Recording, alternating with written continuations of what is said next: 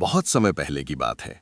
गंगा के किनारे बसे एक छोटे से गांव में धर्मपाल नाम का एक अत्यंत धनी लेकिन स्वभाव से थोड़ा कठोर जमींदार रहता था, जिसे लगता था कि जीवन में केवल अनुशासन और धन का संचय ही सबसे बड़ी उपलब्धि है। जबकि उसी गांव के दूसरे छोर पर बूढ़ा काका नाम का एक निर्धन वृद्ध रहता था, जो मिट्टी के बर्तन बनाकर अपना गुजारा करता था। लेकिन उसके चेहरे पर हमेशा एक दिव्य संतोष और मुस्कान रहती थी। साल का वह समय था जब कड़ाके की ठंड पड़ रही थी और पूरा गांव मकर संक्रांति की तैयारियों में जुटा था। तभी जमींदार धर्मपाल ने देखा कि बूढ़ा काका अपनी टूटी फूटी झोपड़ी के बाहर बैठकर बच्चों को पतंग उड़ाना सिखा रहा है और साथ ही मिट्टी के पात्रों में तिल और गुड़ के लड्डू बांट रहा है। ये देखकर धर्मपाल को बड़ा आश्चर्य हुआ और उसने पास जाकर व्यंग्य से पूछा कि आखिर इस ठिठुरती ठंड में तुम अपनी जमा पूंजी इन बेकार की चीजों में क्यों बर्बाद कर रहे हो, और ये मकर संक्रांति मनाने का क्या औचित्य है। तब बूढ़े काका ने बड़े ही शांत स्वर में उत्तर दिया कि मालिक, मकर संक्रांति केवल एक त्योहार नहीं, बल्कि ये प्रकृति और मनुष्य के बीच के अटूट संबंध का प्रतीक है। क्योंकि आज ही के दिन सूर्य देव अपनी यात्रा की दिशा बदलकर दक्षिणायन से उत्तरायण होते हैं और धनु राशि को छोड़कर मकर राशि में प्रवेश करते हैं, जिसका सीधा अर्थ है कि अब अंधकार के दिन छोटे होंगे और प्रकाश का विस्तार होगा।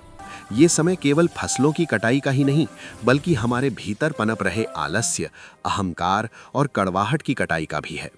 जैसे हम पतंग उड़ाते समय आकाश की ऊंचाइयों को छूने की कोशिश करते हैं, वैसे ही ये त्योहार हमें अपने विचारों को ऊंचा उठाने की प्रेरणा देता है। लेकिन मालिक, याद रखिएगा कि पतंग तभी तक ऊंची उड़ती है जब तक उसकी डोर मजबूत होती है और उसमें ढील देने का हुनर उड़ाने वाले को आता है। यदि हम अपनी डोर यानी अपने रिश्तों और संस्कारों को जोर से खींचेंगे तो वे टूट जाएंगे, और यदि उन्हें बिल्कुल छोड़ देंगे तो पतंग कट जाएगी। जीवन भी बिल्कुल ऐसा ही है, जहां हमें संतुलन बनाए रखना होता है। साथ ही तिल और गुड़ का मेल हमें ये सिखाता है कि तिल भले ही छोटा हो, लेकिन जब वो गुड़ की मिठास में मिलता है तो एक अटूट लड्डू बन जाता है, जो शरीर को ऊर्जा और मन को तृप्ति देता है।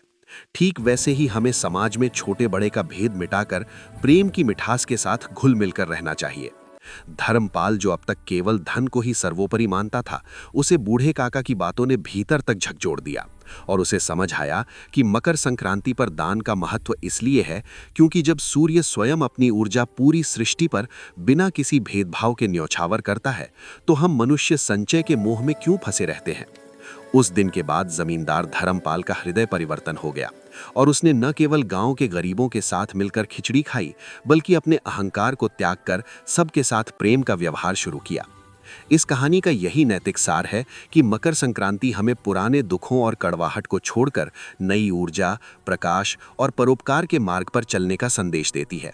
क्योंकि जब तक हम भीतर से उदार नहीं होंगे, तब तक हमारे जीवन में वास्तविक उत्तरायण या प्रकाश का उदय नहीं हो सकता।